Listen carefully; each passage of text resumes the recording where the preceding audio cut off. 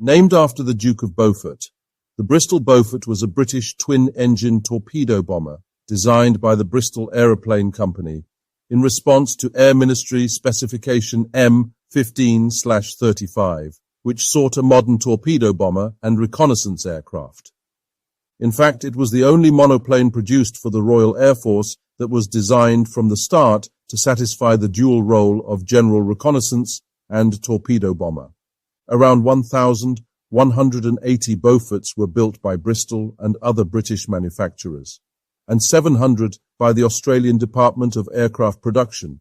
But these DAP Beauforts will get a video of their own in the near future.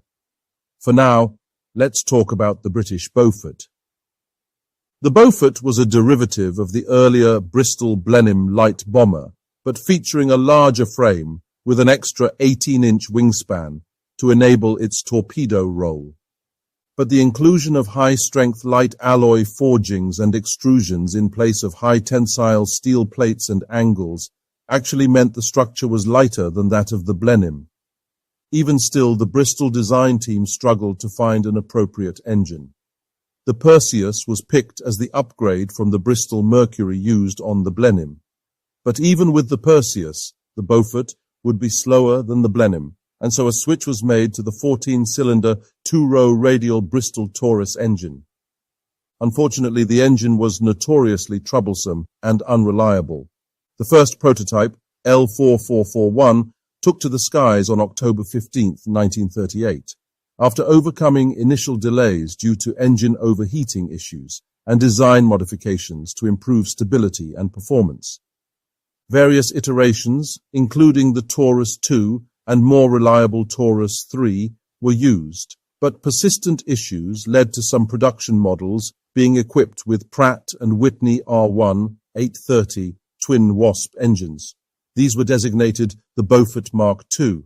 While vastly preferred for their reliability, the twin Wasps soon became a non-viable option due to shortages driven by their high demand for other aircraft. Production reverted to the Taurus engine Mark Is after only 165 Beaufort Mark IIs were produced.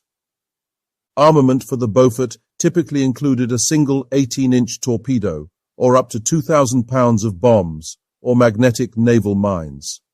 The aircraft's defensive arsenal consisted of up to 4 303 machine guns, including Vickers GO machine guns in the nose and beam positions, and a remotely controlled Browning machine gun under the nose, although this latter feature was often removed in operational units due to its ineffectiveness.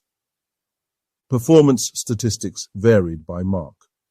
The initial Beaufort Mark I could reach a maximum speed of 265 miles per hour at 6,500 feet, with a range of approximately 1,600 miles when carrying a torpedo. The introduction of the Pratt & Whitney engines in the Beaufort Mark II provided a slight improvement in maximum speed to around 277 miles per hour and an increased service ceiling of 18,000 feet. However, the range was slightly reduced to 1,450 miles due to the heavier engine configuration. The Beaufort played a vital role in several theatres during World War II. It first saw service with the Royal Air Force's Coastal Command, where it was instrumental in anti-shipping operations and mine-laying missions, the latter known as gardening in RAF parlance. In the spring of 1940, they began dropping magnetic mines in enemy coastal waters and continued to do so until mid-1943. Indeed, even though the Beaufort was designed as a torpedo bomber, ironically, the shortage of torpedoes saw it dropping conventional bombs and mines from height much more often. And unlike its biplane predecessors, the speed of the Beaufort meant it couldn't just dive into a torpedo run and agilely use a sharp turn to escape. As a result, during the run-in, the aircraft was highly vulnerable to anti-aircraft fire, and it took tremendous courage to fly through it with no chance of evasive maneuvers. Such bravery shown by Flight Officer Kenneth Campbell, who, in early April 1941, managed to penetrate the harbour at Brest, past an estimated 1,000 flak guns, and torpedo the German battleship Gneisenau. Sadly, his Beaufort was shot down immediately afterwards. Campbell was awarded the Victoria Cross, and his observer, Sergeant J.P. Scott of Canada, the Distinguished Flying Medal. The other two crew members were Sergeants R.W. Hillman and W. Mallis. All were lost. It was an effective hit, forcing the Gneisenau back into dry dock. Further success for the Beaufort on the 13th of June, 1941, as they crippled the heavy cruiser Lutzow. But in 1942, as the Beaufighter struck its stride as Coastal Command's highly effective ship destroyer, all Beaufort squadrons were deployed to the Mediterranean and the Indian Ocean to meet the enemy threat there. Malta-based aircraft were particularly successful in attacks on Axis shipping at a critical time in the war in North Africa, choking supply lines that were vital to Rommel's Afrika Korps. This effort made more effective by the pairing of the Beaufort with the Beaufighter, the Beaufighter would suppress the enemy anti-aircraft with cannon fire strafing runs, allowing the Beaufort a much easier run in with its torpedoes.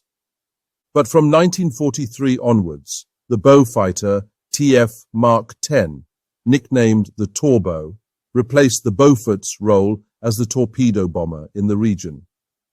Overall, the Bristol Beaufort was a versatile and essential component of Allied maritime aviation during World War II.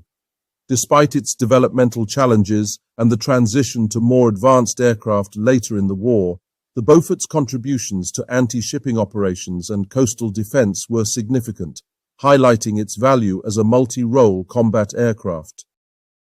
Thank you for watching. If you enjoyed this video, please share and leave a like. If you would like to see more like it, please subscribe to the channel.